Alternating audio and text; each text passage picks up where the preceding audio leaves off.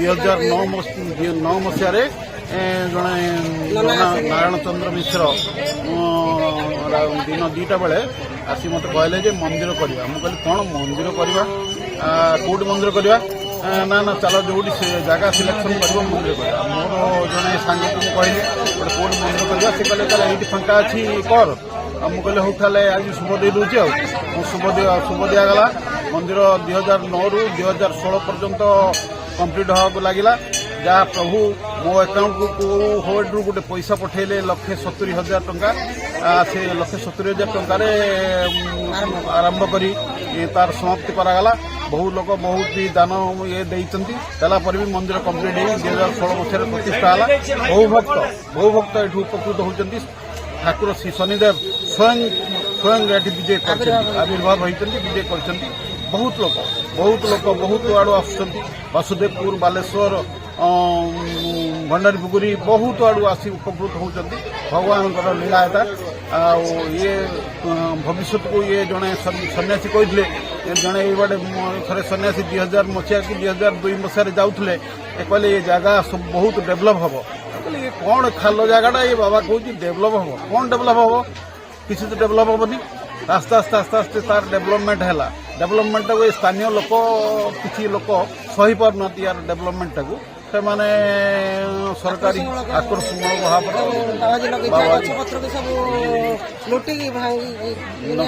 ନଷ୍ଟ କରୁଛନ୍ତି, ଯାହାଦ୍ୱାରା ମନ୍ଦିରର ପରିବେଶ ନଷ୍ଟ ହେଉଛି।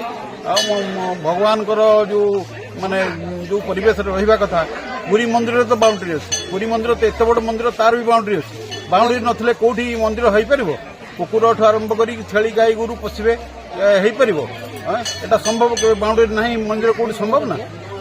ଏ ଯୋଉ କହୁଛନ୍ତି ବାଉଣ୍ଡରୀ ହେବନି, ଏଇ 16 ମସିହାରୁ ହେଇଥିବା ମନ୍ଦିର 2025-26 ମସିହାରେ ଯାହାକି ବର୍ତ୍ତମାନ ହିନ୍ଦୁ ଧର୍ମ ପ୍ରତିଷ୍ଠାତା ସରକାର ମୋଦି ସରକାର ପ୍ଲସ୍ ମୋହନ ସରକାର ଥିବା ଅବସ୍ଥାରେ ସରକାର ଏହାକୁ ଏଭିକ୍ସନ୍ କରିଦେଲେ। କିଛି ଲୋକଙ୍କ ପ୍ରରୋଚନାରେ ପଡ଼ିକି ଉତ୍କୋଚ ନେଇକି ଏହାକୁ ଏଭିକ୍ସନ୍ କଲେ। ଏହାଦ୍ୱାରା ଏଇଟା ଠିକ୍ ହେଲାନି। ଏହା ମୁଖ୍ୟମନ୍ତ୍ରୀ ଆଉ ପ୍ରଧାନମନ୍ତ୍ରୀ ଗୋଚରରେ ଆସୁ, ମନ୍ଦିରର ଉନ୍ନତି ହେବା ପାଇଁ ପ୍ରାର୍ଥନା। ଆଉ ମୁଁ ଏଠି ଠାକୁରଙ୍କର ଜଣେ ଶରଣାଗତ ଭକ୍ତ। ଆଉ ମନ୍ଦିର ପ୍ରତିଷ୍ଠା ପରେ ଆମର ପ୍ରତିବର୍ଷ 18-19-20 ପ୍ରଥମ ବର୍ଷ 21 ହେଇଥିଲା ବାର୍ଷିକ ଉତ୍ସବ। ତାପରେ 19-20-21 ମସିହାରୁ ଆମର ବାର୍ଷିକ ଉତ୍ସବ ପ୍ରତିବର୍ଷ ପାଳନ ହେଇ ଆସୁଛି। ଆଉ ବହୁତ ଲୋକ ବି ବହୁତ ଦୁଃଖ ପାଇଁ ଠାକୁରଙ୍କ କତିକି ଆସୁଛନ୍ତି। ମୁଁ ବି ଅନୁଭୂତି, ଠାକୁର ବି ମୋତେ ସବୁଥିରେ ସହାୟ ହେଉଛନ୍ତି। ଆଉ ମୋର ଯେଉଁ ଶାରୀରିକ ଅସୁସ୍ଥ ସିଏ ଥାଇକି ବି ମୁଁ ସବୁ ଠାକୁରଙ୍କ ଧନ୍ଦା ବୁଝିପାରୁଛି, ସବୁ କରିପାରୁଛି। ମୋତେ ବି ସେମିତି ବଳ ଦେଉଛନ୍ତି, ସାହାଯ୍ୟ ବି କରୁଛନ୍ତି। ପିଲାମାନଙ୍କ ପରିବାର ସମସ୍ତଙ୍କୁ ସାହାଯ୍ୟ କରୁଛନ୍ତି। ଆଉ ଯେଉଁ ଭକ୍ତମାନେ ବି ଆସୁଛନ୍ତି ସେମାନଙ୍କର ଦୁଃଖ ଶୁଣୁଛନ୍ତି। ମୁଁ ବି ପ୍ରଭୁଙ୍କ ପାଖରେ ପ୍ରାର୍ଥନା କରୁଛି, ପ୍ରଭୁ ଯିଏ ଯେଉଁ ଦୁଃଖ ନେଇକି ଆସୁଛି, ଯେଉଁ କାମନା ନେଇକି ଆସୁଛି, ସମସ୍ତଙ୍କର କାମନା ପୂର୍ଣ୍ଣ କର, ସମସ୍ତଙ୍କୁ ଭଲରେ ରଖ, ସମସ୍ତଙ୍କୁ ଘଣ୍ଟ ଗୋଡ଼େଇ ରଖିଥାଅ। ସାରା ଜଗତ, ସାରା ବିଶ୍ୱ, ସାରା ସଂସାରର ମଙ୍ଗଳ କର। ଆଉ ସମସ୍ତେ ଆସନ୍ତୁ, ଆପଣଙ୍କର ଦର୍ଶନ କରନ୍ତୁ, ଆଉ ଆପଣଙ୍କର ଶରଣାଗତି ହୁଅନ୍ତୁ।